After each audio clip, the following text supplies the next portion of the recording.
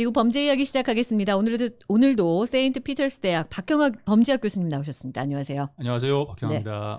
자, 오늘은 어떤 얘기를 해볼까요? 보석 개혁법에 대해서 한번 이야기해 볼까요? 언뜻 들으면 무슨 다이아몬드를 개혁하실 아닌 거 아시죠? 네. 보석이라는 거는 베일이라고, 영어는 베일이라고 하고 네. 돈을 이제 얼마 내고 이제 잠시 밖에서 이제 재판을 받겠다는 거죠. 네, 네. 안에서가 아니라. 네. 네. 그러니까 이제 어떤 범죄자가 체포가 되면 현금을 얼마를 담보로 해서 네. 재판 기일까지 내가 출석을 하겠다. 재판 기일까지 출석을 못 하게 되면 네. 그 보석금을 이제 압류하는 거죠. 그러니까 그것을 담보로 해서 출석을 하도록 하는 것인데, 그렇게 하다 보니까 이제 그 보석금을 낼 수 있는 재정적 형편이 안 되는 가난한 사람들에게는 결국 구금 상태로 재판을 받게 되는 그런 불이익을 지금 받게 있네요. 되니까 그런 부분들을 좀 개혁해 보자라고 했던 것이 이제 보석 개혁법이 되겠습니다. 이게 뉴욕주에서 있는 일입니다. 그래서 뉴욕주의 보석 개혁법에 대해서 오늘 얘기를 해볼 텐데요. 먼저 뭐 짧게 얘기하셨지만 그래도 전반적으로 그러면 여기서 뉴욕주에서 시행되고 있는 보석 관련 법이 어떤 건지 먼저 설명을 해주시죠. 네, 이제 뉴욕 주지사 주도로 해서 2020년 1월 1일에 시행이 시작이 됐고요. 요것은 이제 뉴저지에서도 시행이 되고 또 일리노이 주에서도 시행이 되고 이제 각 주별로 조금씩 다릅니다. 네. 그래서 뉴욕주를 이제 예를 들자면 이제 경범죄자 또는 비폭력 중범죄 혐의자에 대해서는 현금 보석을 폐지하고 여기에 대해서는 판사의 재량을 없애는 것으로 이렇게 처음에 정했었는데, 현금 보석을 폐지한다는 거는 그러면 다 구속 상태에서 재판을 받아야 된다 이런 얘기인 거죠. 모든 사람을 불구속 상태에서 재판을 하겠다라는 그런 거죠. 그러니까 현금 보석 제도라고 하는 것은 현금을 담보로 해서 너가 돈을 내, 그러면 내가 불구속 해줄게라는 것이 이제 현금 보석 제도였는데, 그것을 폐지를 하면 그러면 모든 사람이 다 불구속 상태에서 보석금을 낼 필요가 없는 거가 되는 거죠. 그것도 경범죄에 한해서만. 네, 경범죄하고 말씀하신 비폭력 중범죄 혐의자. 그러니까 막 강력범죄자를 뭐 불구속 상태에서 하겠다는 건 아니고 이런 개혁법이 있었어요. 앤드류 쿠모 전 뉴욕 주지사 시절에. 네네. 예, 맞습니다. 그런데 이제 그렇게 하다 보니까 이제 범죄가 너무 많아졌다라는 이제 비판에 이제 부딪히게 되고요. 그래서 7월 1일, 이게 6개월 시행한 후에 7월 1일부터는 2020년 7월 1일 판사의 재량을 이제 복원을 했습니다. 그래서 판사가 이제 재량껏 이 범죄자가 그 재판 기일에 출석할 가능성이 있느냐, 도주의 우려가 있느냐 없느냐, 또는 사회에 어떤 해를 끼칠 우려가 있느냐 없느냐를 종합적으로 판단해서 보석을 줄 것이냐 말 것이냐, 내지는 이제 다른 차원의 다른 방법의 어떤 그 출석을 담보할 수 있는 방안을 이렇게 그럼 이건 원래로 돌아간 거 아니에요? 원래가 그렇잖아요. 판사가 원래 그걸 판단하는 거잖아요. 이제 원래대로 한다면 모든 범죄에 대해서 다 그렇게 하는 거죠. 경범 됐든 뭐가 됐든 일단 체포된 사람들에 대해서 모두가 다 그렇게 하는 것인데, 지금 이제 요 제도가 시행이 되고 나서부터는 말하자면 이제 경범죄나 이런 비폭력 중범죄 혐의자에 대해서는 보석 없이 불구속 상태로 재판을 받도록 하는데, 여기에 있어서 판사의 재량이 없었지만 이제 6개월 이후에는 판사의 재량이 생긴 겁니다. 그래서 모두에게 무조건 다 불구속 하겠다 이렇게 하던 것이 아니고, 이제는 그 중에서도 이제는 필요에 따라서는 이제 보석을 명령을 할 수 있다라는 이제 그런 취지로 이해할 수 있겠습니다. 네. 그리고 뉴저지의 경우는 뉴저지는 2017년도에 이제 판사의 재량을 좀 축소했습니다. 그래서 검사가 분명하고 확실한 증거를 제시하지 못하면 재판전에는 구금하지 않는다. 이제 뭐 뉴욕주하고 거의 비슷한데 여기에서는 이제 판사의 재량을 약간 더 축소했다라는 이제 그런 차이점이 있고요. 그러면 현재도 뉴저지는 이대로 유지해요? 네, 뉴저지는 지금 그대로 하고 있습니다. 그래서 웬만하면 불구속 상태에서 재판을 받는 것으로 지금 그렇게 되고 있습니다. 그래서 스토킹이라든지 상처가 없는 폭행, 절도, 뭐 일부 마약 사범이나 방화, 강도 등도 여기에 포함이 되기 때문에 그러한 경우들도 불구속 상태에서 지금 재판을 받고 있다, 이렇게 보시면 되겠습니다. 네. 그래서 이제 그 결과로 이제 범죄가 너무나 증가를 하고 있다. 38.5%가 늘어났다. 뭐 또 혹은 뭐 40% 이상이 늘어났다. 뭐 이런 이야기가 있고, 또 5분의 1 정도 석방된 사람들 중에 한 5분의 1 정도는 또 새로운 범죄로 다시 또 체포가 된다. 어차피 체포될 사람들인데 이것을 미리 거르지 못하고 그냥 불구속 상태로 재판을 하는 것은 오히려 비효율적이다. 뭐 이런 이야기가 있습니다. 거기에 대한 이제 반론으로 네. 뭐 2% 정도만 폭력적인 중범이고 그 중에서도 오히려 0.5% 이하만 무기, 그러니까 뭐 총이나 뭐 이런 무기로 인한 폭력적인 중범에 해당이 된다. 뭐 이런 반론들이 있기 때문에 보석을 풀려난 사람들 중에, 그러니까 실질적으로 많은 사람들이 다시 재범을 하는 게 아니다라는 얘기네요. 네, 그렇게 볼 수 있습니다. 이제 요것은 이제 통계를 어떻게 잡느냐에 따라서 이제 조금씩 좀 달라지고 있어요. 그래서 이제 보석 개혁법을 반대하는 측에서는 이제 하는 이야기가 그 2020년 1월, 2월 이게 처음 초기 시행 단계죠. 2개월 동안에 482건의 중범죄자들이 석방이 되었고 그들이 846차례 다시 체포가 되었다. 그리고 그중에 거의 한 300건, 299건은 7대 주요 범죄였다. 그리고 뭐 예년 대비해서 주요 범죄가 3배가 증가가 됐고 전체 범죄율이 22.5%가 증가가 됐고 뭐 이런 이야기가 있습니다. 와, 이 정도면은 뭐 거의 배가 다시 체포가 됐다는 얘기인데. 네네. 예. 이제 또 하지만 이제 통계라고 하는 것은 이제 어떻게 통계를 내느냐에 따라서 또 달리 해석될 수 있는 부분들이 많이 있거든요. 이 부분은 좀 더 자세히 숫자 그대로만 볼 일은 아니다. 네, 좀 더 자세히 들여다보면 살인은 오히려 20% 감소했습니다. 아, 그래요? 그리고 이제 절도, 강도, 빈집털이 이런 범죄들이 조금 더 증가가 됐다. 뭐 이렇게 또 볼 수가 있고요. 네. 또 보면은 이제 나중에 더 자세히 말씀드리겠습니다만은 이 보석 개혁법을 시행하기 전과 후를 단순 비교하는 것이 반드시 보석 개혁법으로 인해서 발생된 결과다 이렇게 보기도 좀 어려운 부분이 있습니다. 아, 그래요? 예를 들면 똑같은 시기에 그 보석 개혁법을 시행하지 않았던 다른 주도 똑같이 범죄가 범죄가 더 증가가 됐어요. 그러면 이것은 반드시 범죄 개혁법 때문에 범죄가 증가된 것이다라고 보기보다는 다른 요인에 의해서 범죄가 더 증가된 것이 아니냐 이렇게 또 해석될 수 있는 여지가 있죠. 그러네요. 그러니까 그렇게 단순하게 비교를 하는 것은 없다. 네, 여러 가지 이유가 있을 수 있죠. 뭐 팬데믹이라든가 사실 우리 팬데믹 겪으면서 기준이 굉장히 변화가 많았는데 여러 가지 요인에 의해서 범죄율이 증가할 수 있는데 우리가 단순히 보석 개혁을 해서 늘었구나 이렇게 단정 지을 일은 아니다라는 거네요. 네네. 그게 옹호하는 사람들 측의 주장인 거죠, 그러니까. 네네. 이런 비슷한 통계 오류가 또 하나 있는데 뉴욕 같은 경우 이제 브로큰 윈도우 티어리라고 해서 조그만 창문이 깨진 것조차도 우리가 그냥 용납을 해버리면 더욱더 큰 범죄가 발생된다라는 이론에 의해서 경찰들이 굉장히 작은 범죄도 용납하지 않고 아주 강력하게 단속을 했어요. 그랬더니 범죄율이 뚝 떨어졌습니다. 그래서 뉴욕 경찰에서 NYPD에서 봐라, 우리가 이렇게 열심히 강력한 정책을 펼쳤더니 범죄가 떨어진 것 아니냐 이렇게 주장을 했거든요. 그래서 그렇게 믿겨질 수 있는 상황이었는데 전 미국이 그 동시대에 범죄율이 다 떨어졌어요. 다 떨어졌어요. 브로큰 윈도우 티어리를 시행하지 않았던 다른 주도 범죄율이 같이 떨어졌거든요. 그러니까 이제 이런 부분들은 한 가지만 보고 그 전체를 이렇게 해석하다 보면 이제 오해할 수 있는 그런 소지가 좀 있는 거죠. 그러네요. 사실 이 보석 개혁법을 이제 옹호하는 측에서는 이제 이 보석 제도가 인종 차별을 심화시킨다라는 이제 그런 이야기가 있고요. 보통은 유색인종들이 가난한 편이니까. 네. 빈익빈 부익부, 그렇죠. 유전 무죄, 무전, 유죄 그렇죠. 뭐 이런 이야기가 여기서도 이제 적용이 되는 거죠.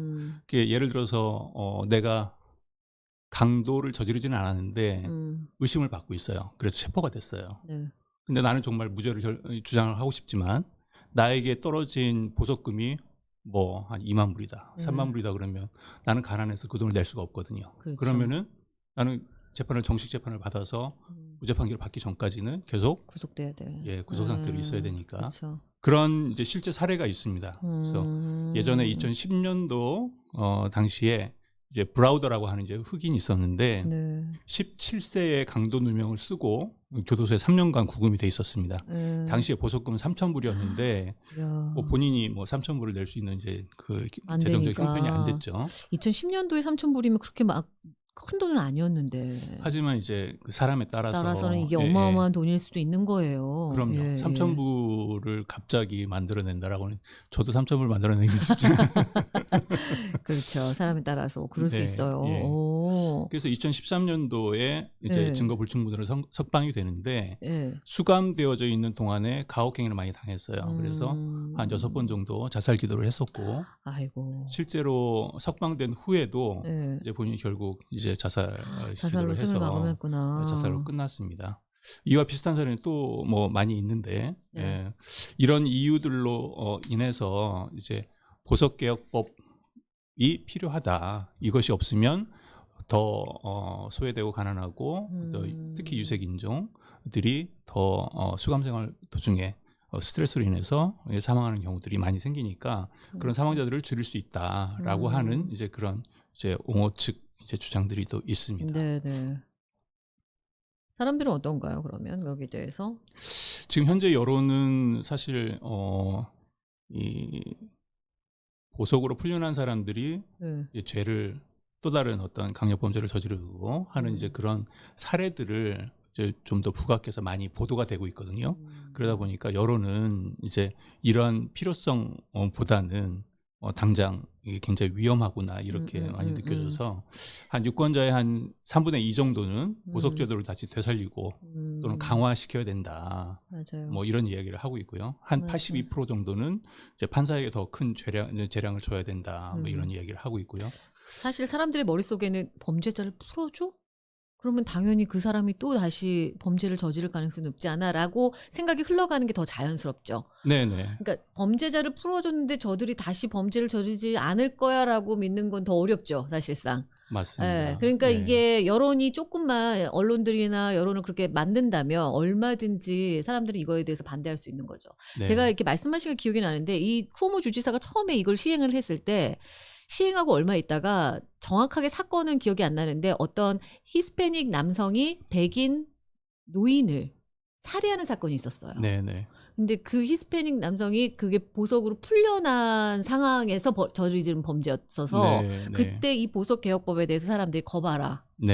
만약에 그게 없었다면 저 할머니는 아직 살아계실 거다라고 하는 여론들이 굉장히 들끓었던 기억이 갑자기 나네요. 그러니까 비슷한 거죠.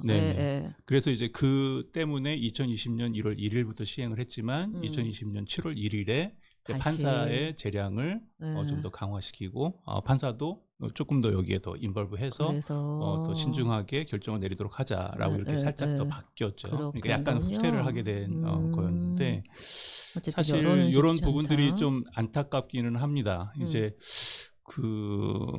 결론적으로 말씀을 드리자면 그럼에도 불구하고 이게 필요하다라고 보시는 거예요?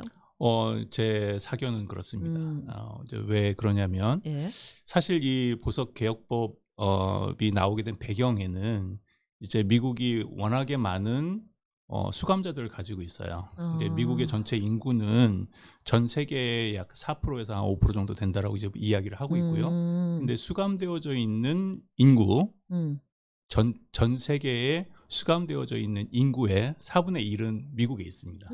진짜요? 이게 어마어마한 숫자죠. 전 세계에서?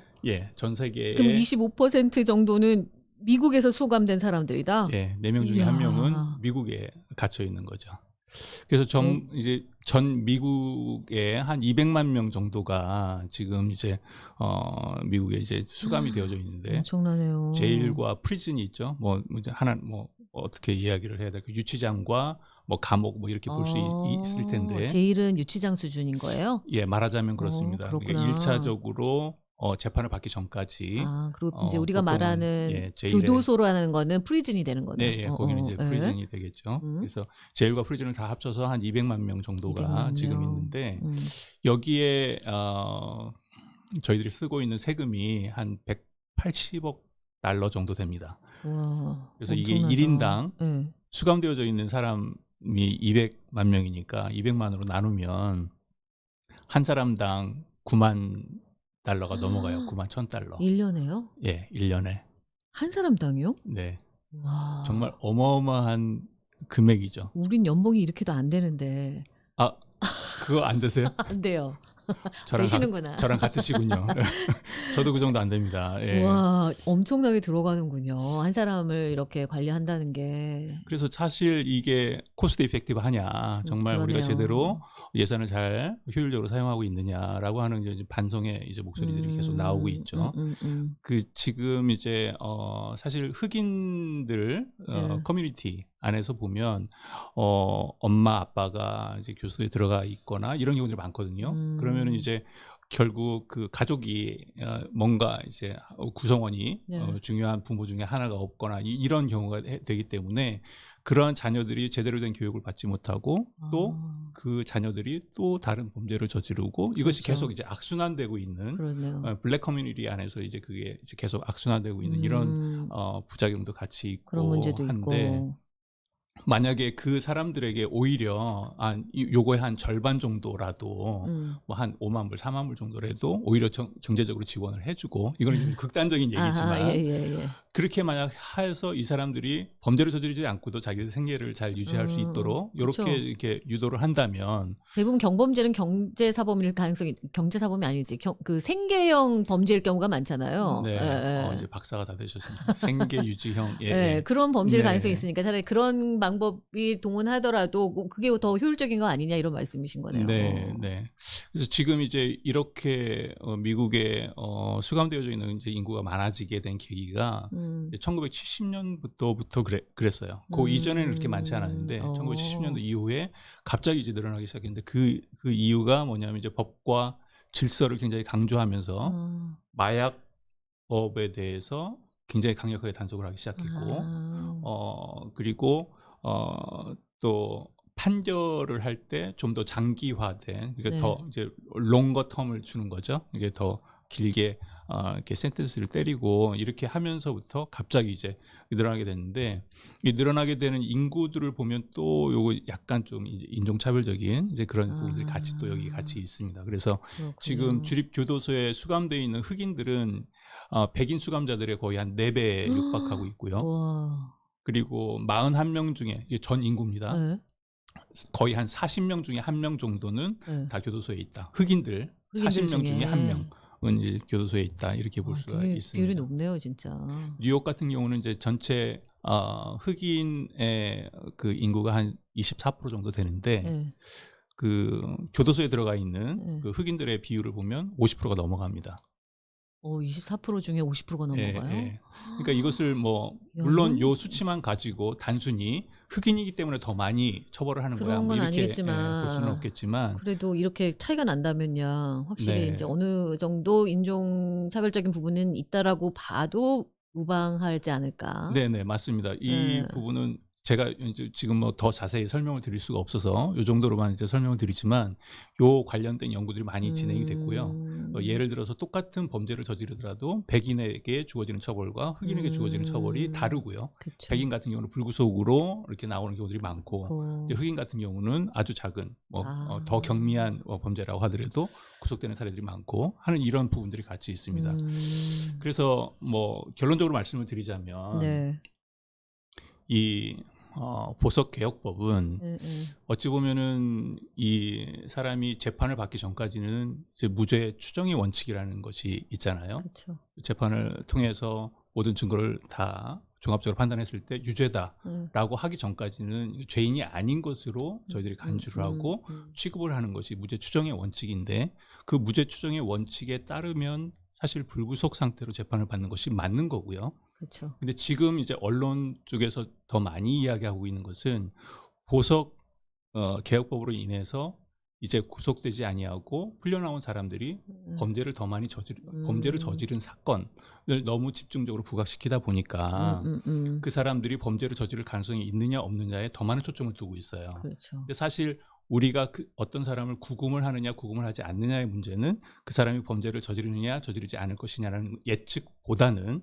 이 사람이 도망의 우려가 있느냐 없느냐 또는 사회에 어떤 해악을 더 끼칠 우려가 있느냐 없느냐 이것을 종합적으로 판단을 해야 되는 것이고 그 종합적으로 판단하기 위해서는 사실 무죄 추정의 원칙이 그 바탕에 기저에 깔려 있어야 되는 것인데 그쵸. 그런 기본적인 사실 기본 정신에 비추어 봤을 때는 그쵸. 보험개혁법을 유지해서 나가는 것이 여러 가지 면에서 좋다라는 이제 그런 말씀을 제가 드리고 싶고요. 네네. 사실 이제 그런 사람들을 불구속 상태에서 재판을 하지만 이제 전자발찌를 채운다든지 거주 제한을 준다든지 이동 제한을 준다든지 하는 다른 방법으로 더 그 사람을 제일에 수감시킴으로 인해서 우리가 더 많은 예산을 사용하는 것보다는 네. 오히려 그렇게 함으로써 예산도 줄이고 그리고 범죄 예방 효과도 높이고 이렇게 할 수 있는 다른 제2, 제3의 방법들이 있으니까 그런 방법들을 사용하는 것이 어떻겠느냐라고 하는 것이 뭐 제 소견입니다.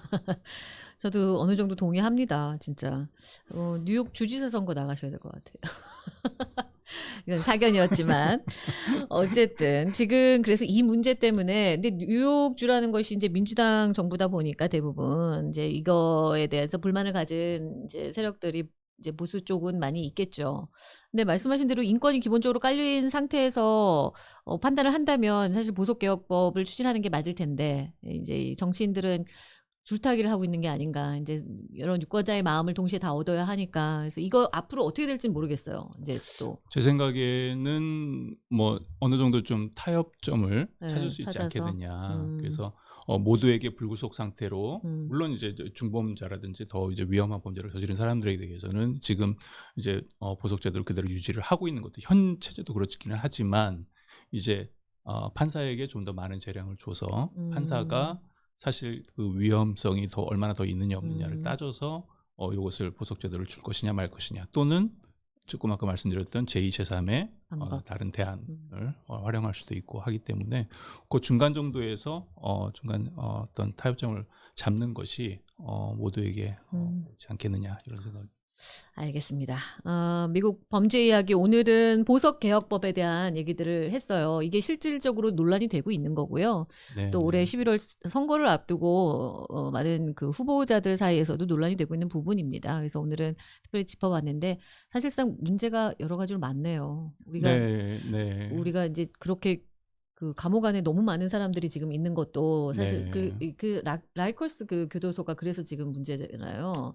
또 차이나타운에 지금 새로운 제1을 짓겠다라고 하는 것도 또 그 커뮤니티 내에서 문제가 되고 있고 사실 여러 가지 문제가 복합적으로 이제 작용되기 때문에 많은 분들이 좀 이 부분에 대해서 관심을 가져야 되지 않을까 라는 생각을 하면서 오늘 이 시간을 마무리하도록 하겠습니다. 오늘 좋은 말씀 감사합니다. 감사합니다. 네, 지금까지 세인트 피터스 대학 박형아 범죄학 교수님이었습니다.